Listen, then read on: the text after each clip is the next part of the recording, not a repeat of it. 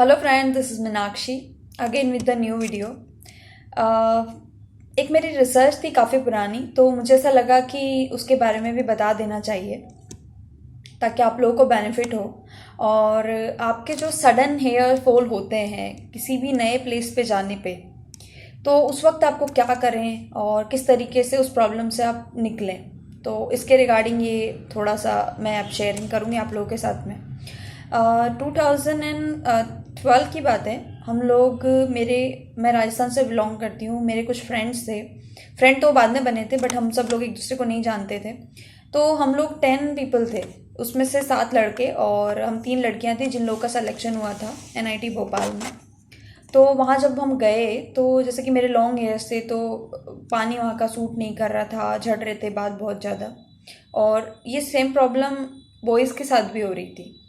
7 वो थे। और अब उन लोगों ने कहा, मीनाक्षी यार तुम्हारे बाल तो बहुत अच्छे हैं, तुम ऐसा क्या करती हो। और हम लोग के तो झड़ झड़ के, और इवन एक फ्रेंड का तो क्या हुआ कि पूरा ये यहाँ से लेके ये एरिया, मतलब कह सकते हो कि आप, वो गंजा होना शुरू हो गया। उसके साथ इतना ज़्यादा जो है प्रॉब्लम शुरू हो गई वहाँ पे। और ये वाली जो प्रॉब्लम जिसकी मैं बात कर रही हूँ, हमारा सिलेक्शन हुआ था भोपाल में। और मेरे कुछ फ्रेंड थे जो ऑलरेडी पहले ही जिन लोग BBA और MBA कर रहे थे, जिन लोगों ने पहले BBA किया फिर MBA किया, तो वो लोग इंदौर में रह रहे थे। तो ऐसे करके यूँ मान सकते हैं कि मोटा मोटा 20 से 25-30 लोगों का जो है मेरा डायरेक्ट इनडायरेक्ट कनेक्शन था कि वो लोग MP में रह रहे थे। और वो सब लोग राजस्थान से और शिफ्ट होके वो गए थे MP में। तो स्टार्टिंग में उन लोगों को ये प्रॉब्लम थी। और हम कहते हैं ना कि एनवायरनमेंट हमें सूट नहीं कर रहा है, तो चलो 5 दिन 10 दिन या 1 महीने बाद। लेकिन उन लोगों के साथ क्या था कि क्या हो रहा था कि वो 1 साल हो गया है, 2 साल हो गया है, और इवन वो कंटिन्यू वहाँ पे रह रहे हैं, उसके बावजूद भी उनको हेयर फॉल रुका ही नहीं है, वो कंटिन्यू है। क्योंकि नॉर्मली हेयर्स तो सबके ही झड़ते हैं, क्योंकि पुराने जब तक झड़ेंगे नहीं तो नए आएंगे भी नहीं उस प्लेस पे, और अच्छे हेयर्स नहीं ग्रो करेंगे। तो ये नॉर्मल कैजुअल थिंग है। लेकिन उन लोगों के साथ में और मेरे साथ में ये फ्रिक्वेंटली हो रहा था और वो स्टॉप नहीं हो रहा था। तो वहाँ पे जहाँ मैं रह रही थी, मैं हॉस्टल में नहीं रही हूँ, मैं घर पे रही हूँ किसी के एज अ टेनेंट। तो फिर वहाँ पे मैंने उनको बोला कि, मैंने कहा आंटी मेरे को ये इश्यू हो रहा है, मैं क्या करूँ। तो ये रेमेडी मुझे उन्होंने बताई थी, और वो बिलोंग करती थी साउथ इंडिया में, केरला से। तो उन्होंने मुझे ये रेमेडी बताई। तो मुझे ऐसा लगा कि आप लोगों के साथ में भी ये शेयर करना चाहिए मुझे। तो उन्होंने कहा कि एक तो तुम ना टैप वाटर से सीधा जो अपना हेड वॉश करती हो वो मत करना, क्योंकि हम एक तो नए प्लेस पे गए हैं और बाल झड़ना अभी हमारे उस वाटर के हैबिचुअल नहीं हुआ है। क्योंकि इस रेमेडी को जब फॉलो करेंगे तो उसके लिए टैप वाटर की रिक्वायरमेंट नहीं होगी। आपको एक बकेट फुल करना पड़ेगा पानी से, तो पूरी बकेट फिल करनी है आपको अच्छे से। अब उस बकेट में क्या करना है आपको, 1 चम्मच भर के हल्दी जो होती है, टर्मरिक जो होती है, उसको आपको उसमें डाल देना है और अच्छे से उस पानी को हिला लेना है। अब सबसे पहला ध्यान तो ये रखना है कि कभी भी मसालादानी का जो है वहाँ से आपको वो हल्दी नहीं लेनी है, बिल्कुल फ्रेश हल्दी लेनी है, वरना फिर वो क्या होगा आप जान सकते हैं, समझ सकते हैं। क्योंकि हुआ क्या था, मैंने किसी को रेमेडी बताई और उन्होंने मुझे कहा कि हमारी तो आंखें जलने लग गई, हमारे तो बाल जलने लग गए, स्किन जलने लग गई। तो मैंने बोला कि हल्दी कहाँ से ली थी आपने, कि मसालादानी से। मैंने कहा इतना तो कहते हैं ना कि कोई बता रहा है, तो अब मुझे लगा कि शायद ये लोग नहीं करेंगे, लेकिन मुझे लगा कि अब ये भी बता देना चाहिए, नहीं तो लोग ये भी काम कर लेते हैं बेवकूफ़ी थोड़ी सी।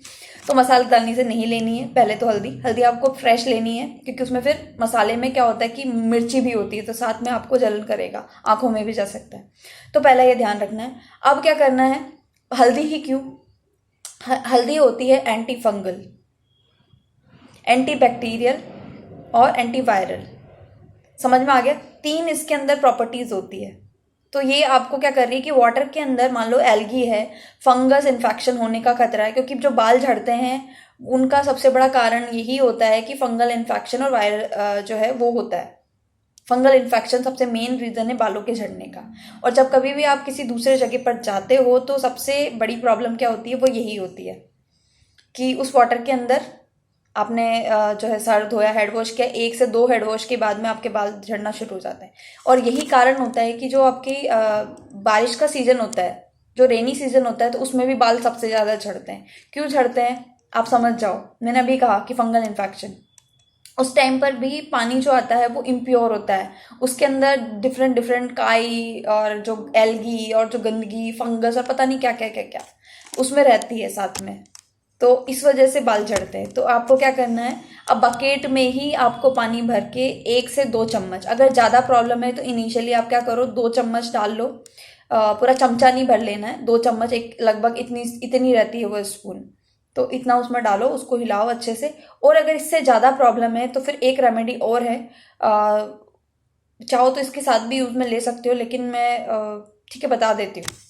आपको क्या करना है, एक बाउल लेना है, बाउल का पैन ले लेना। उस पैन के अंदर आपको क्या करना है, जो आपकी जो नीम की पत्तियाँ होती है, छोटी छोटी पत्तियाँ होती है ग्रीन कलर की, थोड़ा ज़्यादा बड़ी नहीं, छोटी छोटी पत्तियाँ, उनको अच्छे से क्या कर लेना, क्रश कर लेना हाथ से, और उसको अच्छे से उस जो बाउल के अंदर है मैश कर लेना अपने हाथों से। और उस पानी को आप उस बकेट में मिला लेना, जिस बकेट में आप क्या करेंगे, हल्दी मिलाई है आपने, तो उसी बकेट में इस पानी को भी मिला लें। और कम से कम भी उस बकेट के अंदर होना चाहिए एक तो कम से कम भी 20 लीटर पानी तो होना ही चाहिए। फिर आपको क्या करना है, धीरे धीरे धीरे धीरे एक मग से अपने हेड वॉश जब करते हैं तो धीरे धीरे डालना, और अच्छे से इन बालों को यूं यूं ऐसे करके हिलाना। अगर फंगल इन्फेक्शन आपकी जो स्कैल्प पे हुआ होगा तो वो वहाँ तक अच्छे से जाएगा, और अच्छे से हिला लेना उसको। इस तरीके से मैं करके बता रही हूँ वो, ताकि पानी अब अच्छे से आपके जाए।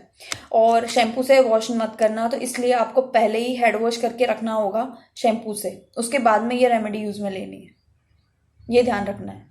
So friends, thank you. और मैं ये भी बता दूं, क्योंकि मैंने देखा कि कुछ लोगों को नहीं, मैक्सिमम लोगों को, क्योंकि एक जगह से हम दूसरी जगह शिफ्ट करते हैं तो ये इशू मैक्सिमम को प्रॉब्लम करता है।